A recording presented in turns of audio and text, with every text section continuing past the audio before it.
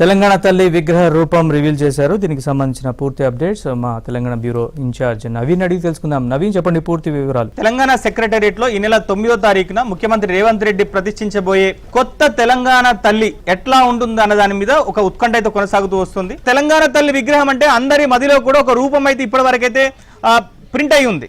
So ఇప్పుడు కొత్తగా రేవంత్ రెడ్డి ప్రతిష్ఠించబోయేటువంటి తెలంగాణ తల్లి ఎలా ఉంటుంది అన్న దాని మీద అయితే కొంత ఆసక్తి అయితే మనకి కొనసాగుతోంది. సో దానిలో కనుక ప్రధానంగా కనుక చూస్తే అసలు ఇప్పటి వరకు ఉన్నటువంటి తెలంగాణ తల్లి విగ్రహానికి సో ఎల్లుండి ప్రతిష్ఠించబోయేటువంటి కొత్త తెలంగాణ తల్లి విగ్రహానికి ఉన్నటువంటి ఫీచర్స్ అంటే కంపారిజన్ నేను చెప్తాను.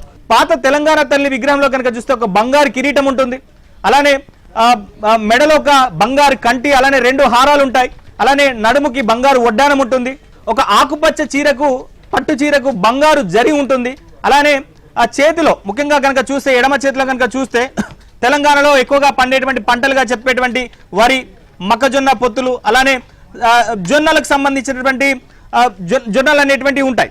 సో మరోవైపు మరో చేతిలో తెలంగాణకు సంబంధించి తెలంగాణ అస్తిత్వానికి ప్రతీకగా ఉన్నటువంటి బతుకమ్మకు సంబంధించినటువంటి బతుకమ్మ పేర్చినటువంటి అది ఏదైతే ఉంటుందో బతుకమ్మ ఉంటుంది. సో మొత్తం మీద తెలంగాణ తల్లి విగ్రహం అంటే చేతిలో కూడా బంగారు గాజులు ఉంటాయి.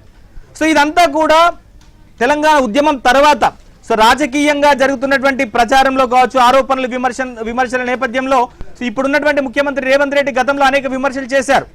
సో మొన్నటి వరకు ఉన్నటువంటి విగ్రహం అనేటువంటిది కొంత రాజమాత టీవీలో ఉంది, కానీ తెలంగాణ బహుజన తెలంగాణకు ముఖ్యంగా ఇక్కడ ఉన్నటువంటి నేటివిటీకి అద్దం పట్టేలా విగ్రహం లేదనేటువంటి విమర్శలు చేశారు. తాము అధికారంలోకి వస్తే ఈ విగ్రహాన్ని పూర్తిగా మార్చేస్తామని చెప్పారు. సో దానిలో భాగంగా విగ్రహానికి కొన్ని మార్పులు చేర్పులు చేశారు. సో ఎల్లుండి ప్రతిష్ఠించబోయేటువంటి విగ్రహంలో తెలంగాణ తల్లికి బంగారు కిరీటం ఉండదు, అలానే మెడలో మాత్రం బంగారు కంటె ఉంటుంది, 2 హారాలు ఉంటాయి. ఈసారి చేతిలో కొత్త విగ్రహంలో తెలంగాణ తల్లి చేతిలో బతుకమ్మ ఉండదు, అభయహస్తం ఉంటుంది. అంటే అందరినీ దీవిస్తున్నట్టుగా ఒక అభయహస్తం ఉంటుంది. అలానే తెలంగాణలో పండేటువంటి పంటలుగా వరి, జొన్నకు సంబంధించినటువంటి పొత్తులు ఉంటాయి. సో మరోవైపు వడ్డానం కూడా ఈ విగ్రహానికి ఉండదు.